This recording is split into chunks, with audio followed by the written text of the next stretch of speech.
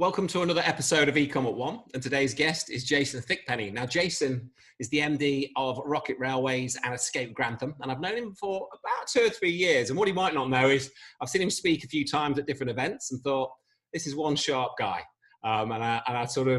He worked for another company at the time, which I'm sure we might touch on and through the podcast. And he's gone on since then, since when I first saw him speak, to speak at many events, and we actually shared a stage not too long ago, about 8 months ago, at an e-commerce event. And I've been trying to get him on the podcast, and thank you, Jason. Jason's agreed to be on the podcast. How you doing, Jason? Yeah, good. Thanks for the intro. Now, you're right. I did not know that. I did not know that you've been watching me at various. Was it really only 8 months ago that we were speaking in Lincoln? Was it? No, I say 8 months. I think it was November, wasn't it, last year? So it's about 9 months, I think. November time. It just seems like a different lifetime ago now. Yeah, in COVID months, it's about 2 years. Yeah. Like cat years and COVID years, or COVID months. Yeah, that's it. Yeah, I feel like we've probably lost like 5 years through the whole thing, haven't we? But yeah, that's a good night. That was. I really enjoyed that, and I got a lot out of that evening actually. Yeah, good. Those e-com events are actually really, really good. I'm not just from a socializing point of view, but from a point of view of they got some terrific speakers there. Yeah. Who were the guys from the Carpets? I can't remember. The guys in Grimsby way, aren't they? I can't remember the name myself actually, but yeah, he was fantastic, wasn't he? They were brilliant. They were absolutely brilliant, and learning all that sort of stuff is fantastic. And I know a lot of people go for the socializing thing, but any opportunity you've got to go to one of these events and listen to those kind of stories and stuff, make the most of it. They're really, really good. I mean, that's how we met, for the guys that are listening in, where we talked about events quite a lot on different podcasts, but a lot of, obviously it's an e-commerce podcast. There's a lot of e-commerce events out there. Me and Jason initially met, I think at eCommerce Expo, maybe 2 years ago, I think somewhere there. And I know you've done a lot of V-blogging over the years for the different brands you've represented. Sort of got on our radar here at Ecom One, and obviously we've done a lot of work with the previous company you were working with, and then we shared the stage and whatnot, and obviously we met basically 2 years ago is what I'm driving at an event. So it's get out of these events, guys. Okay, so let's get into it. So I think it'd be good to get straight in and sort of tell us about how Rocket Railways got started. Well, I mean, I've always been sort of a lover of the steam train. So I know I probably don't come across as the typical kind of steam train enthusiast, if you like. But I guess the thing is some kids love fast cars. Some teenagers like fast cars. I like fast trains. It's kind of the same thing. And I guess ever since my parents put on an episode of Thomas the Tank Engine, I kind of fell in love with the whole steam train thing. And then I guess it's one of these hobbies that, I guess for the uncool kids, that dies out when they discover girls. But for me, I kind of kept the hobby up. And then I never kind of did anything with the hobby, if you like. I never sort of saw myself as someone that was going to do this kind of thing for a living. But as we've spoken about in the intro, I've worked for a company that does an ERP system, and they've got a cloud version of their ERP system, and they just said, look, we want you to, Mike, the owner of the company, he just said, look, I'd like you to head up a team, and I'd like you to try and sell our cloud version.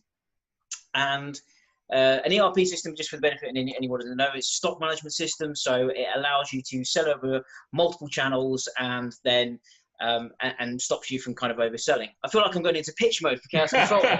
You're slipping back to the... yeah, it's still up there, you see. But the thing is I really wanted to get under the skin of this ERP system and really understand it from a business owner's point of view.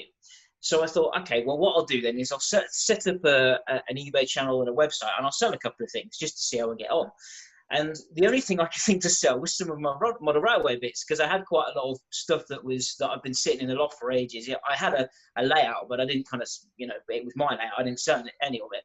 And so I just put a few bits online, and loads of people bought them. And it was just like, okay, that's strange. I didn't expect, so much interest.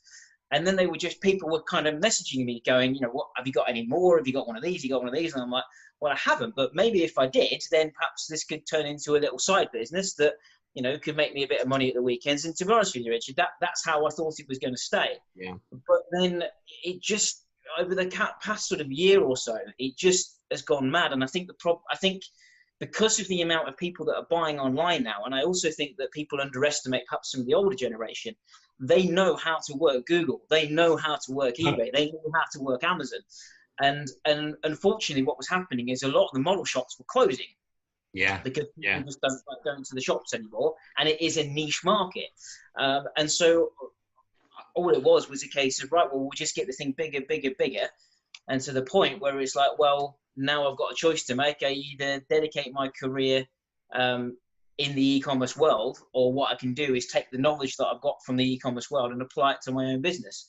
So I rolled the dice, and not long after the expo that we were talking about in Lincoln, it was not long after then where I said to the owner, look, I want to make a go of this, and then here we are now. So that's kind of a bit of a brief, if you like. It's quite a whirlwind thing, and obviously knowing how big you are now, which we'll touch on some of those things. But literally 10 months ago, we were sat at an event, you were wearing a different shirt that night, sort of thing, and now pretty much.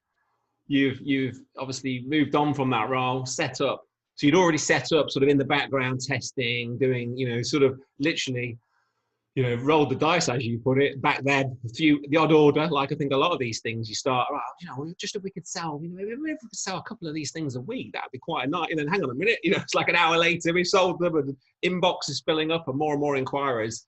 And then you start thinking, well, how, what? I think, that's great. Obviously, I think a lot of it is getting started, isn't it? Which is usually that sort of blocker. People get comfortable in their role, and maybe don't start. So I think you obviously took the plunge and made the start, and then not really look back. I think 10 months later. I think I was looking at your LinkedIn earlier. It's literally 10 months ago, which is crazy. It's mad to think that. Absolutely mad to think that. But yeah, that's how we came in, how we came to be. And like I say, I'm surprised just how quickly we've managed to grow. But we've obviously hit on a market. And I guess the thing is as well is that although we're not in a space that's crowded, there's a lot of people that are doing this kind of thing now. But obviously for the past kind of 2 years, we've got a really good reputation in the industry now, and that's been the key, obviously, one of the key strengths with regards to our growth. So what would you say, obviously you've come from this e-commerce background in terms of, obviously you've been working with a lot of e-commerce businesses with your previous company.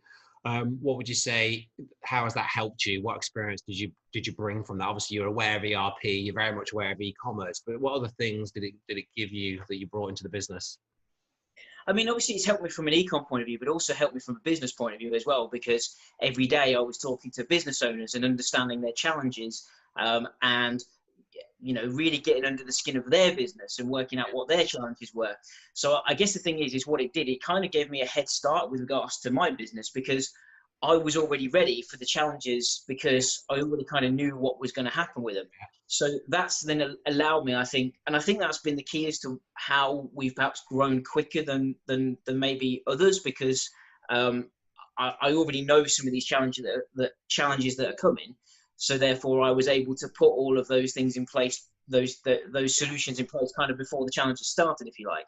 Maybe give us a couple of examples then. Obviously, in this 10 months, you've had a couple of probably key growth areas and key things you've had to put in place. What sort of things, the guys that are listening in that are maybe a year, 3 years in, obviously you've expedited things, that year, 3 years, the guys that are listening to podcasts, what are the sort of things they need to be thinking about, and what sort of things they can do to speed up that process? I think for me, Richard, the first thing I would say is that I saw a lot of business owners that were running around like lunatics every day. And the reason is because they just refused to employ people. Yeah. And I think the thing is a lot, and I think this is the case with a lot of business owners. And I think I was guilty of it at the start as well, where you become a control freak over your whole business. And it's your baby, so I completely understand why, but you've got to get good people in really quickly. So the first thing I would say is employ people before you can afford them.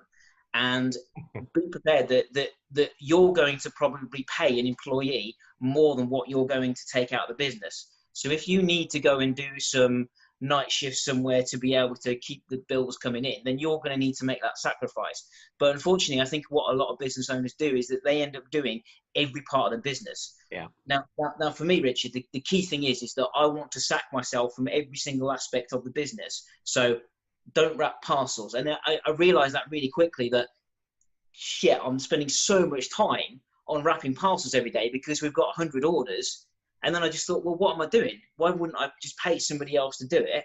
And then I can focus on the marketing. I can focus on installing new processes, installing new systems, which I already knew in my head that I wanted. Yeah. But and that's the key. So the first thing I would say is that if you're 3 years in and you still haven't employed anybody, then you need to change that really, really quickly. So get employing people really quickly and get good people in quickly. And with these new schemes that the government have got going on at the moment, it's never been a better time to start employing people. So that's the first thing I would say. And then the second thing is that backward plan the whole business. So and work out what your ethos and where you want to sit in the market. So there's loads of people that are doing, railway parts and all that kind of thing. And so we decided right from the start, we want to be the best for used model railways. So although we have accounts with some of the big players in the market, we don't buy new stuff anymore because that market is quite crowded. Yeah. So, and that's the other thing I would say to other business owners as well that are looking at doing this, that pick what space you want to sit in and then own it, as opposed to trying to be all things to all men. Yeah. And I would imagine a lot more margins in that sort of side of the business. Of course, yeah, there is more margin in it, and then suppliers don't have you over a barrel. I mean, we had a guy, and I hope he's listening. Actually, he won't be, but if he is, that'd be great. I'll tag him, shall I? Tag him, yeah. So we had this guy from Pico that came, who were a big model railway, thing. They make like little parts and stuff, and he was just a charlatan. He came into the shop. And instantly he just said, well, if you want to sell our products, you've got to put them on that rack. You have to sell them at this price. And then I was just like, no, surely as a supplier, you just want to get your products out there to the traders and let them sell. And then it was at that point that it was just like, no, we don't want to deal with any of this. We will have ultimate say on what products we sell, how much we sell them for. And nobody else has got to have any input. And yes, it is harder because we obviously used items. You have to take photos of everything. It's harder to buy them. You have to compete a bit more. You have to look a bit harder for them. So you have to work a bit harder to obviously find them.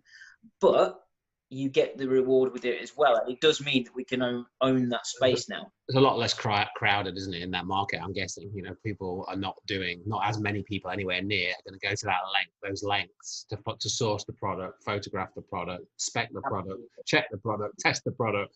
It's very laborious, but in return, you're not, as you put it, over a barrel with the 5% margins or whatever it may be. Yeah. And they're terrible. I mean, there was a news article today. Sorry, this won't interest 90% of your listeners, but for the 10% that I love their model railways. So there's a big company over in Sheffield, and they've just had a memo that's been sent out today that then they're not selling any Hornby products anymore. So there's obviously been something that has happened over there as well. But I think what's happening is that Hornby, who are obviously the company that everyone's heard of, and now selling directly to the end user and cutting out the shops. And I understand why they've made this call, because obviously COVID has kicked in. No one's going to the shops anymore. Hornby have gone, how are we going to get our products out? Oh, we'll just sell them to the end user and they can buy them off our website, and then done that accordingly. So I kind of understand why Hornby have gone down this direction, and I'm glad that we don't actually have anything to do with them anyway. So it's kind of worked in our favour. Yeah, brilliant. Okay. So sort of reverse engineering that 3-year plan and sort of with the end in mind, or the end clarity on where you want to be, and then hiring before you can really afford it is what you're saying. Yeah. If you're sitting there packing 100 boxes, there's that is an amount of, say a £10 task, £10 an hour task, where implementing a new ERP or investing in marketing strategy and XYZ is maybe £500 an hour task. Which one should you be doing? So it's making those moves as quick as possible, and it is quite a scary move, isn't it? I think that takes a certain personality potentially. Yeah, you're absolutely right. And I think but you've got to be able to let go, and you've got to pass trust to other people in the business. And it's brilliant, actually. I mean, I probably come into Rocket Railways maybe once a week now, because the rest of the time I'm focused on doing the sales and marketing. Brilliant. And I'm focused on trying to source, obviously, other products. And our operations manager, Paul, who was the guy who I sourced for packing the parcels in the first place. Yeah. He's now become operations manager, so he got promoted really quickly. And I trust him with the keys to the business, you know. And if you can find somebody like that, so you can be proactive in growing the business, then you'll do well. If you're just going to get stuck in that rut, it's going to be difficult. So they're along for the journey as well, and are going to benefit of the growth and, you know, and the opportunities, the financials that, you know, came in to pack, you know, boxes, and now he's operations manager. And I know obviously you're on quite a, you know, you've got a big growth plan in place, and you've got a lot of recruitment imminent, you know, so exciting times. Yeah. Okay. So for the guys that are listening in, that are maybe just about to start, what sort of advice would you give to them, you know, to someone who's just about to start their e-commerce store? From an e-commerce point of view, there's a few things I would say, which is, and I've got, I'm aware of your business, Richard, so I want to be very strategic as to what I say and how I say it. But I think you'll probably, I'm hoping that you're going to agree with me with this as well, that when it comes to the e-commerce side of things, there are so many options, so many different platforms, so many different websites that you can decide on. So you've got Magento, you've got Shopify, you've got BigCommerce, you've got bespoke ones, you've got EKM, you've got all of these platforms. Now, this is just my opinion, my opinion, that we've recently gone to a WooCommerce site. And the reason we've gone to WooCommerce is because there are lots and lots of options when it comes to your agency. So for example, if we had a VisualSoft website, for example, VisualSoft is brilliant, by the way. I can't speak highly about them. They've got a great thing. But the reason why we didn't choose VisualSoft is because if in 6 months' time we don't like what it is that they've done, you can't just pick it up and then give it to another agency. It has to fit with VisualSoft. Whereas at least with the likes of WooCommerce, there's lots of agencies that are doing it, so you can just pick it up and give it to somebody else. So what I would say is this, and again, this is just my view, pick one of those ones where you've got then options to be able to be flexible. So we picked WordPress, like I say, because we could give it to other agencies. There's loads of plugins for it as well. And that's what I would say from the e-commerce point of view. Keep your platform nice and flexible, where you can add stuff to it. What I would say is I think all of them have got strengths and weaknesses. So you've just got to pick which one you like the best and is best for your business, and then build everything else around it. And look for the one that's going to be best for your business, as opposed to looking for the one that's cheapest or the one that's free or anything like that. And then build everything around that. So like I say, we've got the WooCommerce now, and now we've got all of these really cool plugins that we can now put over the top of it. So we've got subscriptions, we've got, you know, bulk editors, we've got all of this kind of other stuff. You've got a lot of control there and ownership, where you're not tied into a third party that only that team, or, you know, whether there's a 10-man band or a 200-man band, it's yours. And there's a sort of ecosystem out there of developers and people that are reasonably priced, and it's not very, very, very specialist, where you might be, you know, hundreds of pounds an hour, you know, like WordCommerce is WordPress, isn't it? So it's, you know, it's like the most popular platform in the world. Lots of people on WordPress, lots of sort of very talented developers. And I'm not saying that WordPress is the best. What I'm saying is WordPress was best for us. And we are planning to do one piece of content a week, and the WordPress blogs are really strong. There are, you know, it might be that somebody else might get better on with a Shopify. It just depends on your business model. But then when you've got it, just remember that you're going to get stuck with it. And I think it's the one mistake that I think we made, where we went from BigCommerce to EKM to Wix, and now we're at WooCommerce. And I just in a year. What we'd have done is just researched it a bit more beforehand, and then we'd be probably our website would be a year further down the line. So that's kind of a bit of a regret, but you learn these things, don't you? But you can't fault that speed. If you've done 4 sites in a year and got to where you are, it's insane, in a good way, isn't it? It's like, you push through, right, okay, learn from that process, right, well, we need that. And I think, you quite often don't know till you're in that space, isn't it? So also getting advice from people that have got, that have maybe been there, done that, and are independent. They're not they're not a Magento dev, they're not a Shopify dev, or maybe they're a bit of everything, but that independent advice, that's going to help you. Yeah. Okay. So we're on WooCommerce. Obviously, lots of options in there. Any other advice you give them sort of away from the platform? So they've built their site. Has there been any other sort of big takeaways in that sort of getting started phase? Yeah, I mean, obviously from a stock management side of things, then that is obviously really key. And the thing is that we don't pigeonhole ourselves into selling over one particular marketplace. So we're still big on eBay, and we will continue to be big on eBay.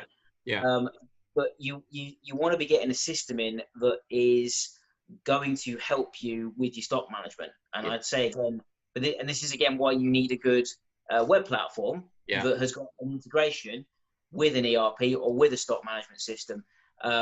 And don't put all of your, don't just sell over one marketplace, because as I've found out fairly quickly, that when we started selling on Amazon, we were doing really, really well on Amazon, and then all of a sudden one day like that, they just said you can't sell on us on here anymore.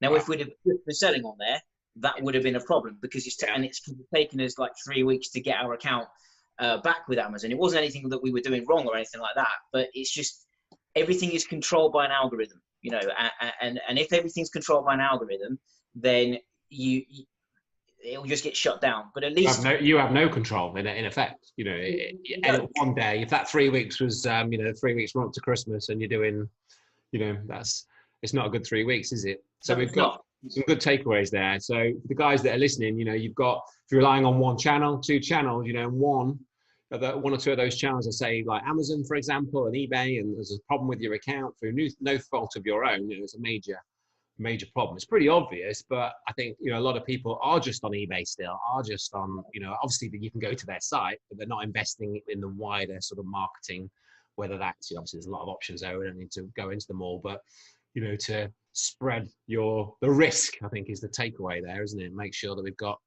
orders coming in from other channels.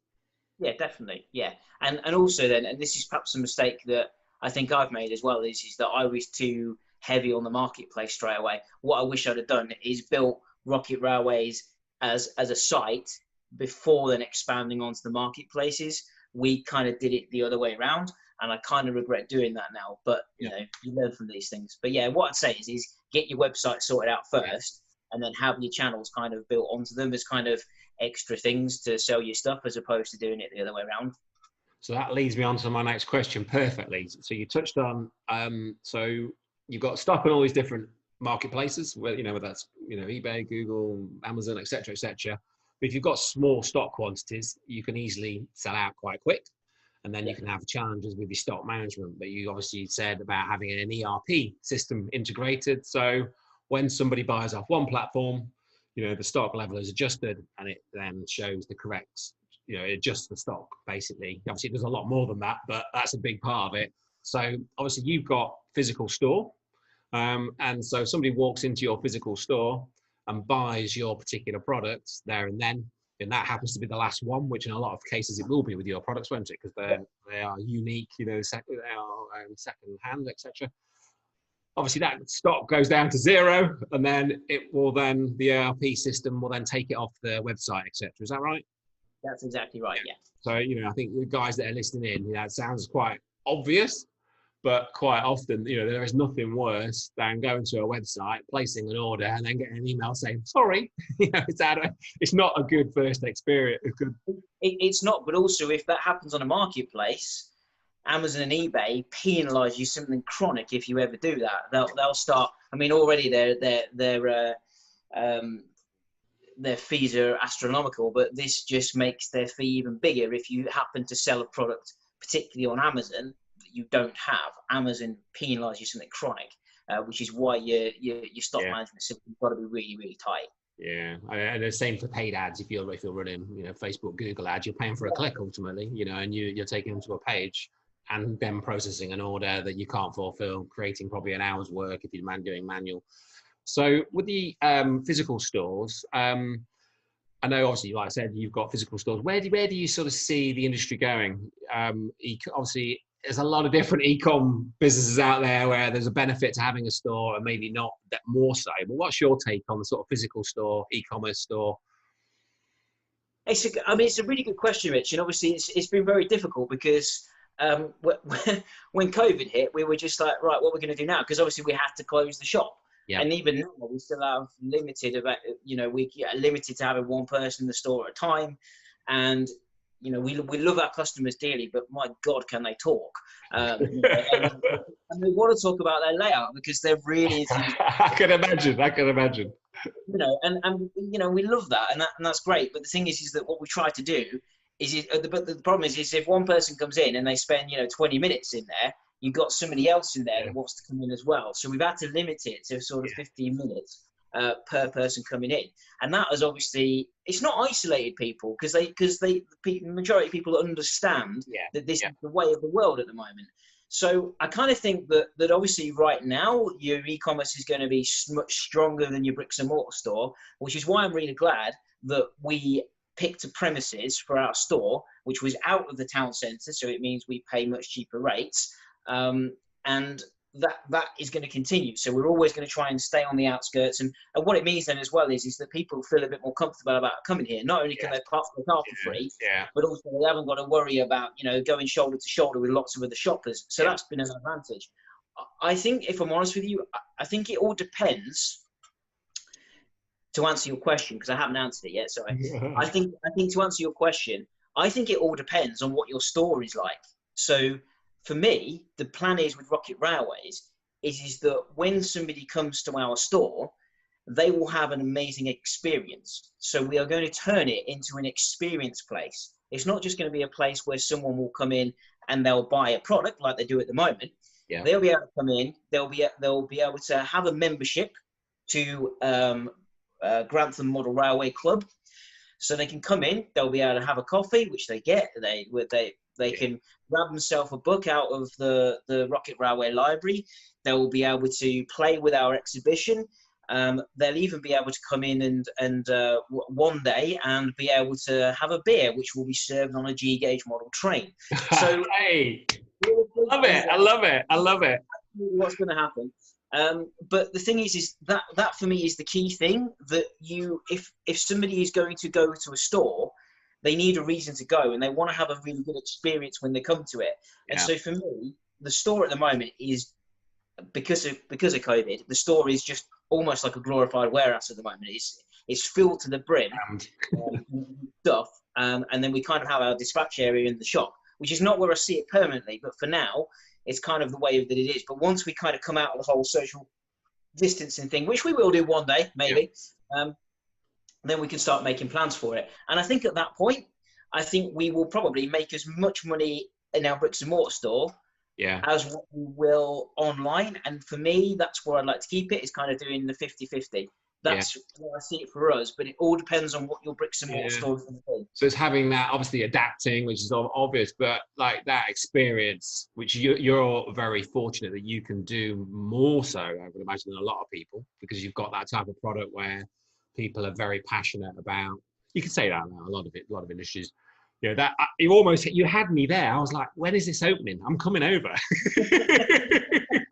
That is we're actually building it at the moment, and I spoke to you obviously before you hit record, but at the moment we're actually building it at the moment. You mentioned at the start I own Escape Grantham as well, but what it is that because of COVID and Escape Grantham being closed, what we have decided to do with it is to turn the escape room into the warehouse for Rocket Railways, and then the warehouse that's currently for Rocket Railways, we're going to turn into the exhibition centre. But we're tearing it up at the moment, and the white wall behind me is kind of the only space at the moment that isn't kind of got holes being drilled into it and shelving and all this kind of thing. So like you said, it's all about adapting Yeah.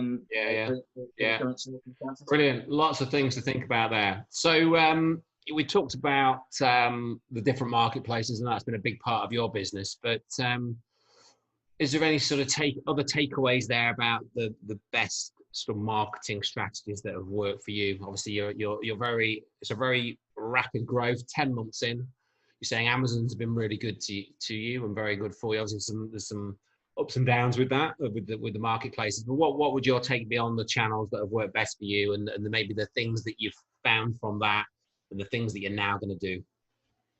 Yeah, sorry, Richard. Just to correct you, it's my fault for not being clear. Amazon has not been good for us. Sorry, no, you did say that. Yeah, it's eBay has been good for you. Yeah, eBay is really good for us. Amazon we sold really well over. To be fair, Amazon would be a really good marketplace for us if their seller customer services was a bit better.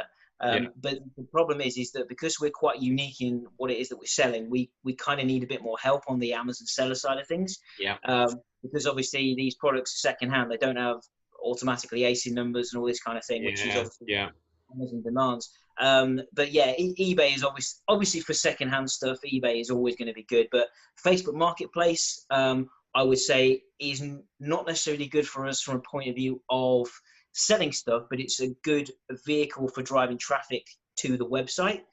Due to the generation that we sell to, I would say Facebook ads is without question the best for us, and Facebook ads are really cheap at the moment for us as well.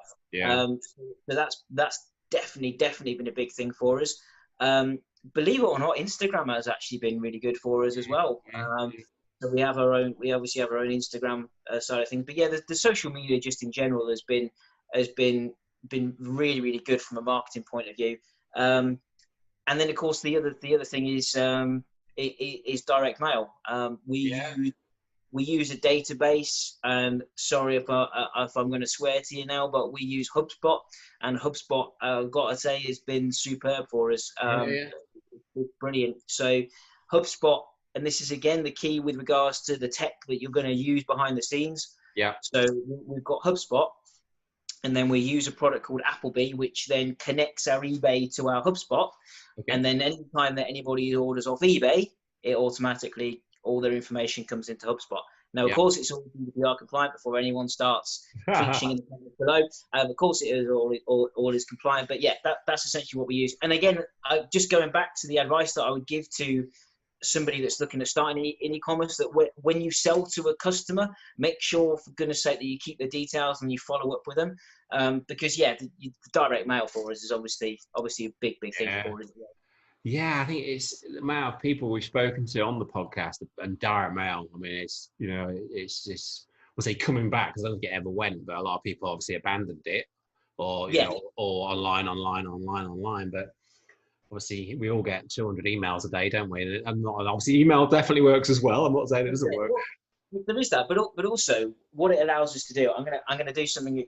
I know that people are going to be listening on Spotify, so they won't be able to see this, but we like to be able to give what we would call customer cuddles as well. So what I mean by that is that if we have, so we've got probably 10 customers that have ordered from us more than 30 times in the past year. Yeah. So what we will do is once every quarter is we'll send them something for free. Now it doesn't have to be big, but we'll send them something like this. All right. So for the benefit of anybody who's listening, this is just a very standard BR tender, and it will cost us probably £5-6 quid, I would say. Yeah. And we send them a free gift like that at the end of every quarter as a way of saying we really appreciate your business. And I think that is really, really important, because then obviously, and especially with an industry like this, everyone talks. So and people will talk. That's the thing. And people will, if you're into football, then they'll talk to their football friends. If they're into model railways, they'll talk to their friends that are in the model railway. And if they say, "Oh, Rocket Railway sent us this, isn't it cool?" then that's just going to only be a good thing for you. And and that's cost the company £6. So but this is the key thing. If you keep hold of their details, if you don't, you ain't going to know your biggest customers are, right? So yeah, that's important. Again, such a wonderful experience. You talk about the experience of them coming into the store and having an experience there, but then just out of the blue, every 3 months or so, they're getting this gift. Like, oh my God, how cool is that? You know, it's just what a nice firm to work with or to buy from, or to, you know, it's like you say, a lot of these people talk, you know, they're in a network of friends that are into that thing. Oh yeah, I bought this from these guys and they sent me this 3 months later, you know. Yeah, I love it. Just that sort of retention strategy that a lot of people are so wrapped up in trying to win new business. But hang on a minute, you know, if we could just look after the people that we've got already, you know, and focus there. So last couple of questions, Jason. So if you could sort of look over the last 10 years, what would be a bit of advice you'd give yourself 10 years ago from something that you've learned or things that you've learned over the last 10 years? Deep. Oh my goodness. Well, it's funny, really, Rich, because you put that in a message to me on LinkedIn prior to us going live, and it's one of those ones that was probably the most struggle to answer, because I think 10 years ago I probably wouldn't have listened to myself, to be fair. So that's probably the difficult thing. I think probably the first thing I would say is that roll the dice. I think that's probably the biggest thing I would say, that actually you've got to be able to take a few risks, and for me, this is something that I should have been doing 10 years ago, and I think had I been doing it, it would have gone, you know, we would be in a much stronger position. But I think the thing is that I didn't surround myself with the right people. I didn't do enough in terms of self-development. I didn't do enough in terms of, like I said, taking the risks. And these are the things really I should have been doing. So it's only recently where, for instance, I've read Losing My Virginity by Richard Branson. Amazing book. And if I'd have read that 10 years ago, I think I probably would have just waved bye-bye to the corporate world and set up on my own. It was massively inspiring. But this is stuff that I should have done 10 years ago. But yeah, surround yourself with people that are really going to support you and are going to help you. And be prepared to take the risk, and be prepared that it all could go horribly wrong. And be okay with living with those consequences. And it might get, Rich. It might all go horribly wrong for me. I don't know. But the thing is that if I don't do it, I'm never going to know. Yeah. Great. That is brilliant. Now, the final question we always ask, you have answered it to a degree. We like to finish every episode with a book recommendation. Oh, okay, right. So, obviously, you've mentioned "Losing My Virginity" by Richard Branson. Would that be the pick, or have you got one that trumps that? Oh, do you know what? It's really difficult, Rich. I mean, the thing is that that business book from Richard Branson, it kind of more talks about his life experience as opposed to giving business advice. Yeah. Getting Customers by James Sinclair. That's probably out of all the books I've read from a point of view of development, that probably is the one that's helped me the most. From a motivational point of view, there's a great book by a guy called Brad Burton called "Get Off Your Arse." That's what it's called. He's a proper northerner. He's come from, you know, a difficult background and has created the biggest networking company in the country, and it's a brilliant book. But yeah, I would say from a point of view, it depends on what you kind of like to read, to be fair. But that's more of a self-help book, whereas Getting Customers by James Sinclair is brilliant from a point of view of giving you great business advice. So am I allowed to do two? You can do two. That's fine. We'll let you off. I think you even stuck a third one before that, didn't you? So we've got two.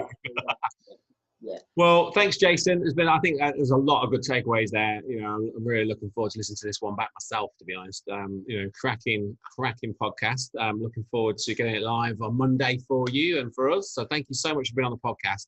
So for the guys that are listening in that want to find out more about Rocket Railway, more about yourself, what's the best place for them to connect with you and the brand? Yep. So if you are into your model railways, which is going to be, probably only a very, very small number that's perhaps going to listen to the podcast, all the W's, rocketrailways.co.uk. But also, if you like a good escape room, then I don't want to forget that. It's obviously a very different business. It's got nothing to do with e-commerce, but perhaps I can just plug that quickly as well. But if you enjoyed the likes of Crystal Maze back in the 90s, this is a very similar kind of experience that you can go and do in Grantham. So all the W's, escape-grantham.com, and you'll be able to book one of our escape rooms, and there's a new Egyptian one that's coming soon. There you go, little plug. We might be seeing you. Our team might have to have a little trip over. Oh, come on down, mate. It's great fun. Great. So we've got the Rocket Railways website, and we've got the escape rooms in Grantham there. Brilliant. And obviously can connect with you personally on LinkedIn as well. If you put in the name Jason Thickpenny, there is nowhere to hide on the internet with a name like mine. So feel free to connect with me. Well, thank you so much for the interview and for the podcast.